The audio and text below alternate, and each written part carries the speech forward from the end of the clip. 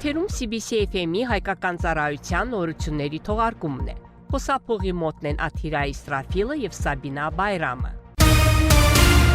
Նման միջոցառումներ մի քանի անգամ անցկացվել են։ Տարբեր երկրներից միջազգային փորձագետների մեծ խումբ է այցելում Ադրբեջան, համաշխարհային օրակարգի կարևոր խնդիրներ լուծելու համար։ Այս մասին նախագահ Իլհամ Ալիևը ասել է ԱԴԱ համալսարանում ընթացող «Դեպի նոր աշխարհակարգ» խորագրով միջազգային ֆորումում։ Նախագահի խոսքով այս բոլոր այցելությունները օգնում են ավելի լավ ճանաչել Ադրբեջանին եւ զգալ երկրի զարկերակը։ Ադրբեջանի պատմական տարածքների ազատագրումից հետո միջազգային փորձագետների պարբերաբար այցելությունները ազատագրված տարածքներ իհարկե ավելի շատ տեղեկություններ են տալիս մեր երկրի պատմության, հակամարտության պատմության, Ադրբեջանի ներկայիս իրողությունների մասին, նշել է պետության ղեկավարը։ Ադրբեջանը բազմաթիվ երկրների հետ ռազմավարական գործընկերության հռչակագրեր է ընդունել։ Այսպիսով արդեն ստեղծված այս հարթակը մեզ թույլ է տալիս կարևոր դեր խաղալ որպես աշխարհագրական, քաղաքական, տնտեսական եւ տրանսպորտային կամուրջ Կենտրոնական Ասիայի տարածաշրջանի եւ Եվրոպայի միջև։ Այս մասին նախագահ Իլհամ Ալիևը հայտարարել է միջազգային ֆորումում։ Իհարկե, այս տարածաշրջանի հետ երկարաժամկետ համագործակցություն ծրագրելիս բավական է նայել քարտեզին, հասկանալու համար, որ Ադրբեջանին հնարավոր չէ անտեսել։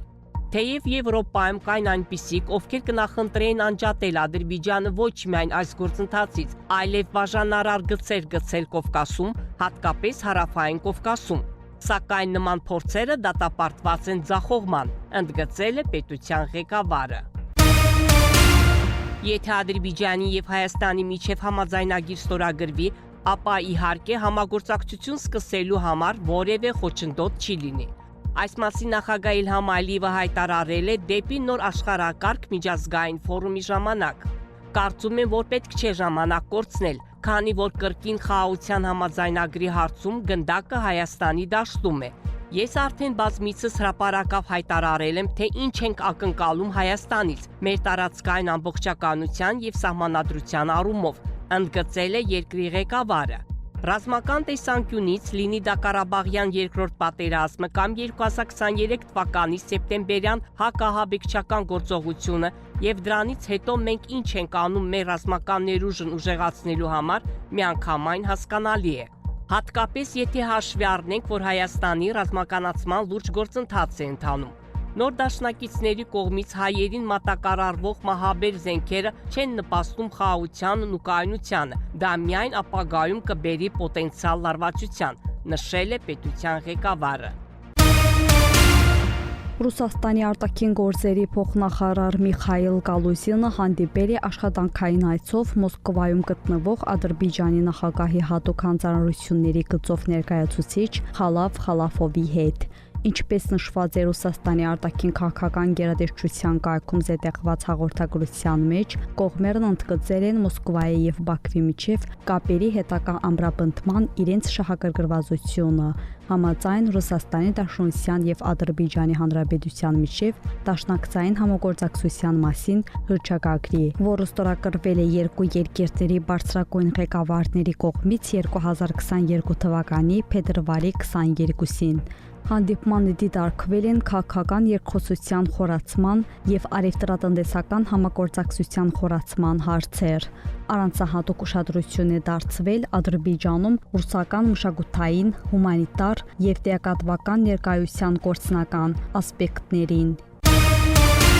2025 թվականի պատրաստության պլանի համաձայն ադրբեջանական բանակում մարտավարական զորավարժություններ են անցկացվել նոր օպերատիվ հայեցակարգի կիրառմամբ։ Հաշվի առնելով ժամանակակից մարտական մեթոդները եւ հարմարեցված իրական մարտական պայմաններին։ Պաշտպանական գերատեսչության հաղորդագրության մեջ նշվում է, որ մարտական կրակով զորավարժությունների ընթացքին հետևել են պաշտպանության նախարար Զաքիր Հասանովը եւ բարձրաստիճան այլ պաշտոնյաներ։ Նախարարին զեկուցվել է, որ զորավարժություններին ներգրաված տարբեր նշանակության անօդաչու թռչող սարքերն իրականացնում են տարածքի հետախուզում եւ օպերատիվորեն մարտական կառավարման կենտրոն փոխանցում պայմանական հակառակորդի թիրախների տեղակայման եւ զրահատեխնիկայի տեղաշարժի մասին տվյալները։ Զորավարժությունների սցենարի համաձայն նախքան հարձակմանը հրետանային ստորաբաժանումները եւ ավիացիոն միջոցները հարվածներ են հասցրել պայմանական հակառակորդի կենտրոնացված ռեզերվներին եւ կենթանի ուժին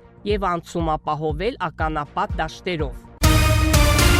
Ամերիկայի Միացյալ Նահանգների կոնգրեսում տեղի ունեցել ականազերծում Ադրբեջանում, առաջնահերթություններ եւ մարտահրավերներ խորագրով լուսանկարչական ցուցահանդես եւ միջոցառում։ Այս մասին X սոցիալական ցանցի իր էջում հայտնել է Վաշինգտոնում Ադրբեջանի դեսպանատոնը։ Միջոցառումը նվիրված էր Ադրբեջանում ականների խնդրին, դրա հետևանքներին եւ կառավարության ջանքերին ուղղված այս խնդրի վերացմանը։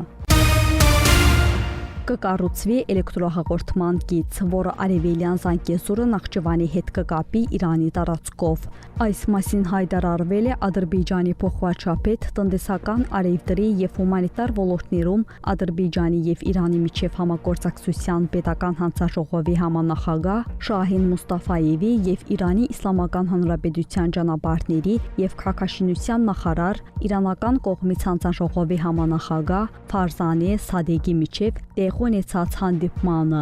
վստահություն է հայտնվել, որ Արևելյան Զանգեզուրի տնտեսական շրջանը Նախճիվանի ինքնավար հանրապետության հետ Իրանի տարածքով կապող էլեկտրոհաղորդման գիծ կառուցումը ոչ միայն կնպաստի էներգետիկ անվտանգության ապահովմանը, այլև մեծ ներդրում կունենա էլեկտրոէներգիայի ոլորտում երկու երկիրների համագործակցության ամրապնդման գործում։ Դուք լսեցիք CBC FM-ի լուրերի թողարկումը, հետևեք մեր լուրերի հաջորդ թողարկումներին։ Իսկ այժմ եղանակի մասին։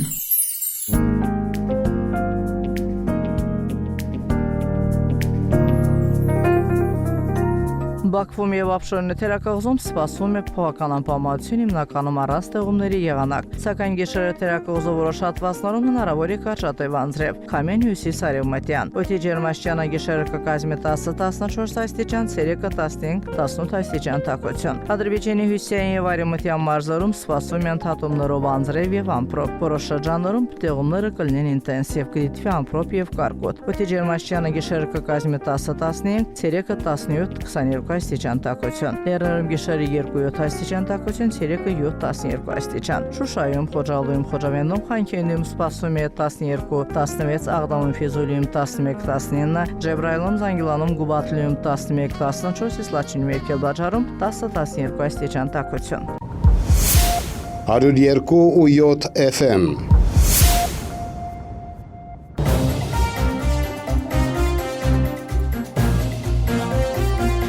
Եթերում CBC FM ռադիոկայանի հայկական ծառայությունն է։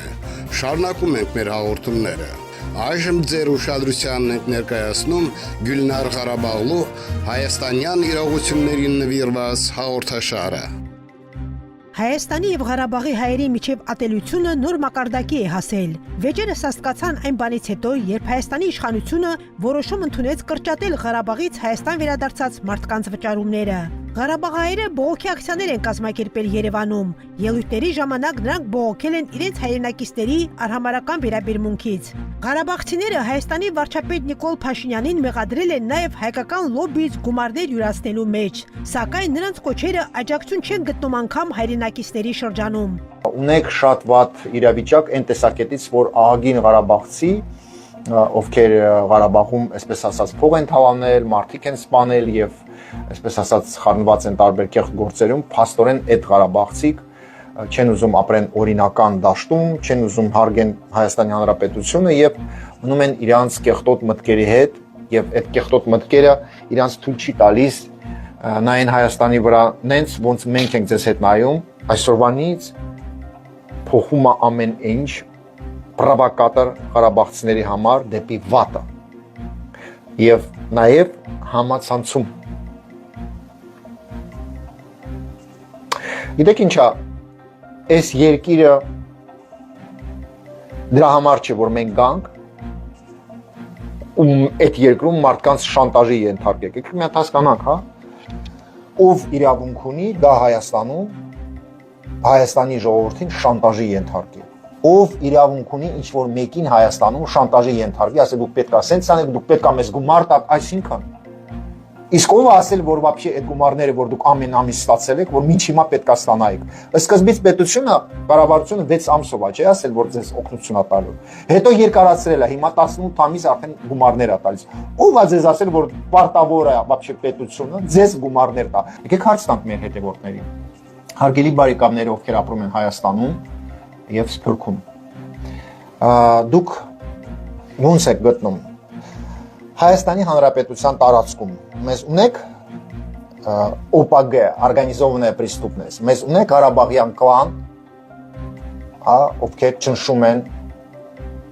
մարդկանց, շանտաժ են ենթարկում եւ հանցագործ խումբ են։ Այսինքն у нас есть организованная преступность Ղարաբաղская в Армении։ Այս հարցից պատասխան տվեք։ Ունենք մեզ Ղարաբաղյան կլան,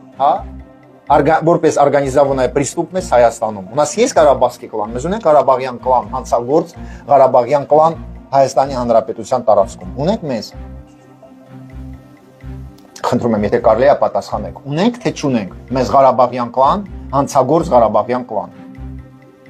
Իհարկե ունենք։ Ռոման Բաղդասարյանի խոսքով Ղարաբաղի անջատողական վարչակարգի այսպես կոչված առաջնորդները ապօրինի գործունեության տարիների ընթացքում ահռելի հարստություն են կուտակել։ Խոսքը միլիարդների մասին է։ Մենք ունենք իրավիճակ,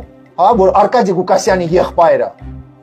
ունի 48 հատ օբյեկտ եւ իր ընտանիքը եւ սա աղը իր ձեռն է, բայց այսօր այս մարդը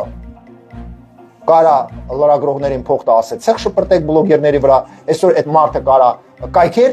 քանդի եւ այսօր Ղարաբաղցիները դուրս են գալիս Երևանի կենտրոնում, մեկը չի ասում,